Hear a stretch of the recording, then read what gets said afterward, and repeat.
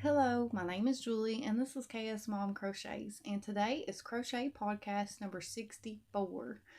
I have a few things to share with you all. I haven't finished a lot and I haven't really crocheted a lot, but what that I have done the past couple weeks, um, hopefully you will enjoy seeing. So I'm just going to go ahead and get started.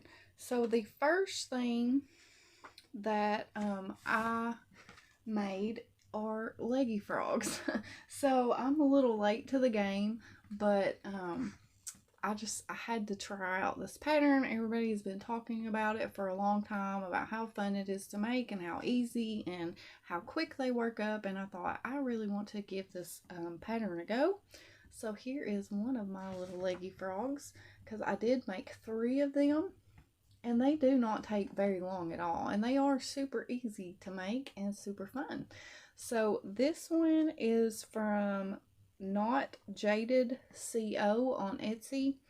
And I used a 6mm hook on this. And I used Premier Basics Chunky. And this color is light gray. And then I also made one in teal. Right here. And then the last one that I made in the color purple. And I really do like this yarn, but these were, I think this is the only colors that these are the only colors that I had. So I decided that I would try it out on this little Leggy Frog. Now, on the pattern, everything is one piece, and it's awesome. It's awesome that you don't have to sew anything in, but she does want you to sew up the bottom. And I was trying to see which one. You can't really, I think it was the gray one. So on these, I actually went through and sewed up the bottom of it. On the purple and the teal one, and then on this one, I actually went through with a slip stitch and slip stitched the bottom of it together. And you can't really tell a difference. I mean, there's a little bit of a ridge there, but I don't think that it makes that much of a difference. And you can eliminate all the sewing except for your ending tail. And I just used that ending tail to tidy up the edges a little bit, because there was like a little bit of a gap between these two legs from the slip stitching, and I just used that tail to fix that. So like I said, here's my little Leggy Frogs. I did use these kawaii eyes that I had. I've had them for a long time and I never really used them. And I do think that I prefer the face to look like that instead of the smile. So here are my little Leggy Frogs. And then while I was on that kick of making a no-sew pattern, I found another no-sew pattern. And this is called All in One Elephant, and it is by Chris Wall on Ravelry. And Chris is spelled C-R-I-S-S, Wall. And I made this little elephant. My husband says it kind of looks like a pig. It kind of looks like a pig. But this was really fun to make. I really did enjoy it, and I think that it turned out pretty cute.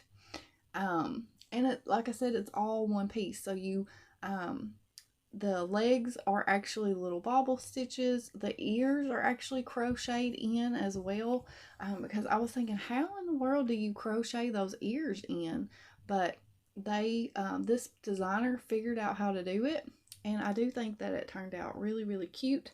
Now, I used a discontinued Mainstays yarn. It was the color gray, but I don't think they sell this shade of gray anymore. And I used a 3.75mm hook, and I think those are like 7mm eyes, but I'm not really for sure because I can't remember. But like I said, so you start at the tail and then you work your way all the way to the end of the trunk. So it's a really neat little pattern, and if you would like to make something that's quick and easy, this is definitely it. Like I said, I really enjoyed making it, and I think that it turned out really cute, even if it does have like a pig-like appearance. And that's all my little tiny objects, and I did make something that's really huge. And it is called Rowena the Parasaurolophus, and it comes from this book right here. It is a Toft Quarterly Dinosaurs book, and I got this off of Wool Warehouse. I was making a yarn order, and I just threw this into my cart and got this. She has a few of these. There's one that's like sheep, and then I think she has one that's monkeys, and then there's another one too, I think, but I can't remember what it is. And then there's this one that's dinosaurs. And so it has all different kinds of dinosaurs in it. And as you all know, if you've been watching me for a while, you know that I love Carrie Lord, because this is who it is by Carrie Lord. And when I seen this, I just had to have it. I've had this for about a year now, so there are some of them.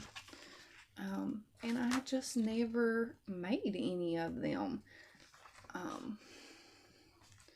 And I thought, well, I wanted something easy. And usually whenever I am on that, like when I lose my Crojo, she's usually my go-to designer because her patterns are very simple. And I think that's why I love her so much. And her designs is because they're just simple to do for the most part. She does have like some more complicated patterns that include like a lot more work, but her level 1 and level 2 patterns are very easy. And this is the one that I used, so there is the name right there, and this is the one that I made right here.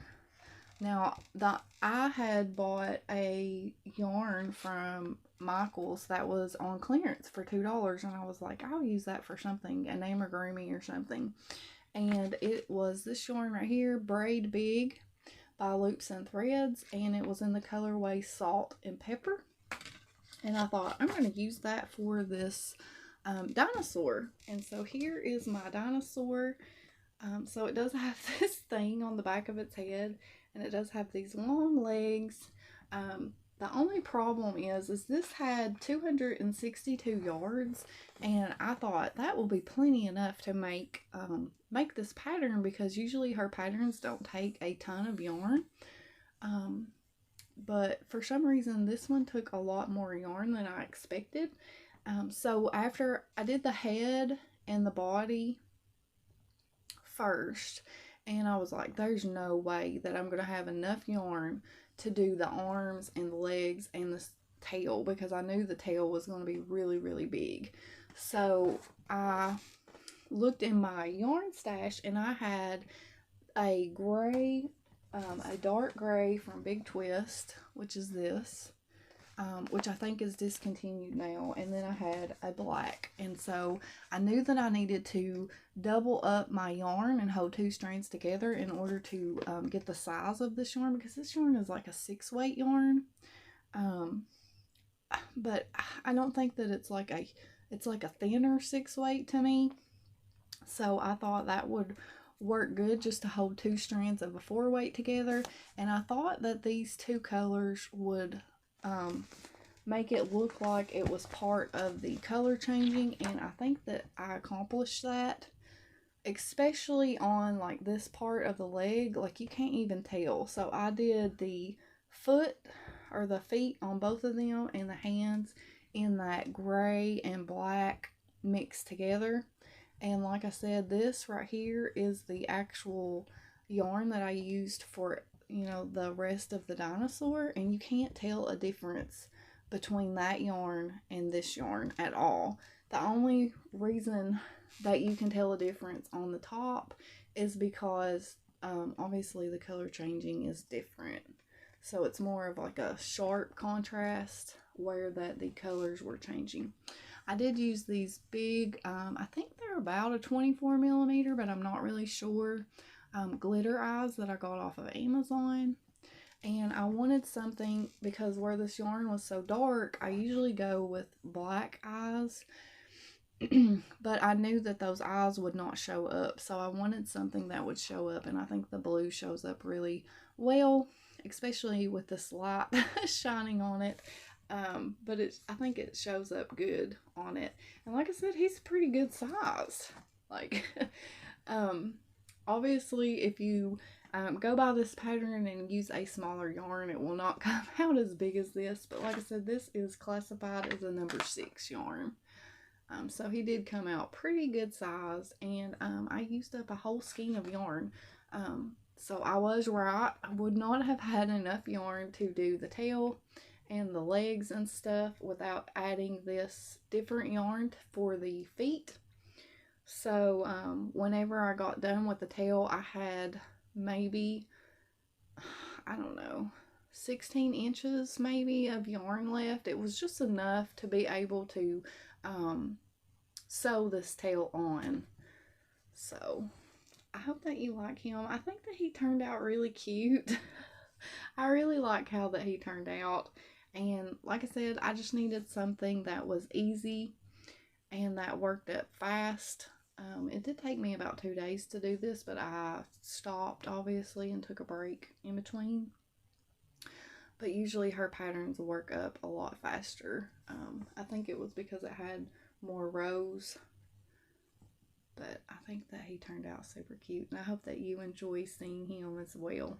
Now, I did go to like a thrift store last week. I think, I can't remember, but I did go to a thrift store and I found this little rocking chair. And I had seen Doodley's Crochet, aka Julia. She had showed a doll that she had made for somebody, and she had got a rocking chair to go with it for the doll to sit in, and I just fell in love with that. And I had been looking online and I couldn't find anything that was like reasonably priced because they were very, very expensive.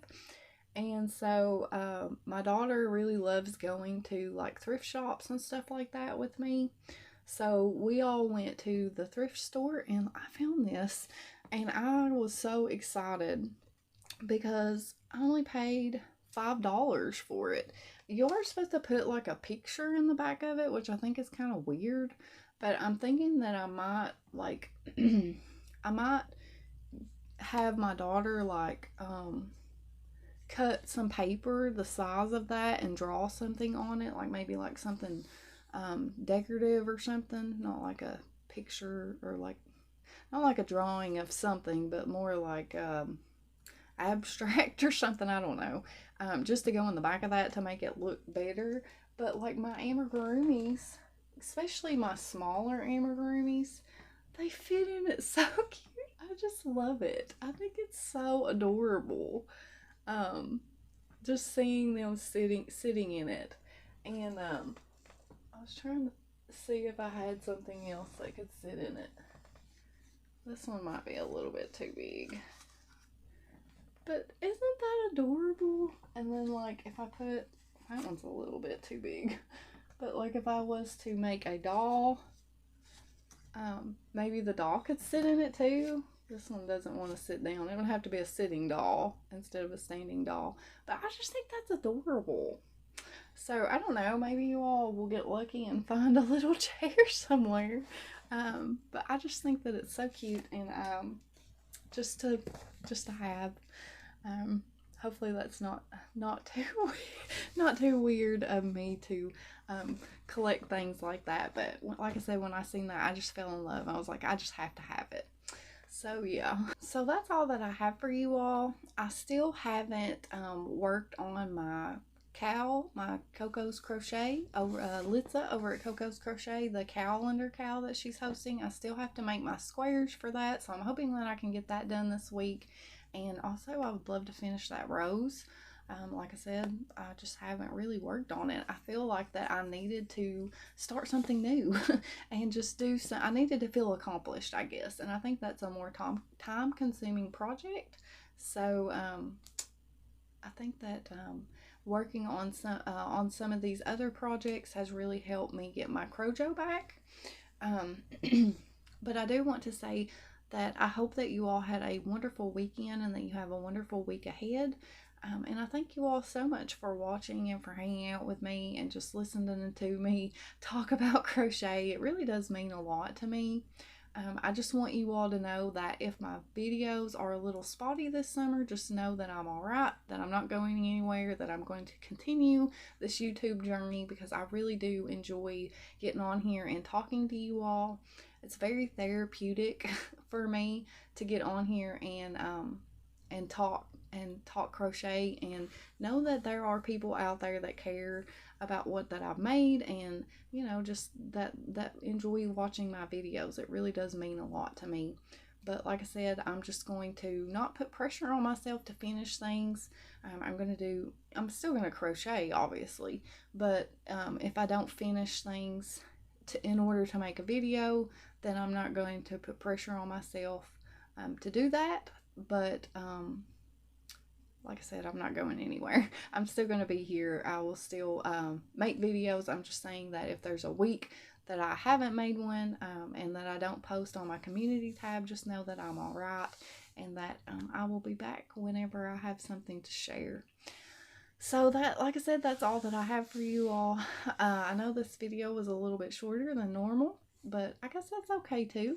And hopefully next time I make a video, I will have a whole lot more to show, and I will get more crocheting. And I'm hoping that things are not going to be as hectic as they have been, that I'm not going to have to go out of town so much and do so much running, and maybe work will be better. So yeah, that's the fingers crossed that I get more crochet time in, and that I can continue to make videos to show you all what that I've finished, because I feel like that I haven't crocheted hardly at all, because like I said, I've been working on stuff like this for like 2 weeks, and usually I get projects done a whole lot faster than that. So anyway, I will let you all go, and like I said, I just want to thank you all for watching, and until next time, I will see you in another video. Bye.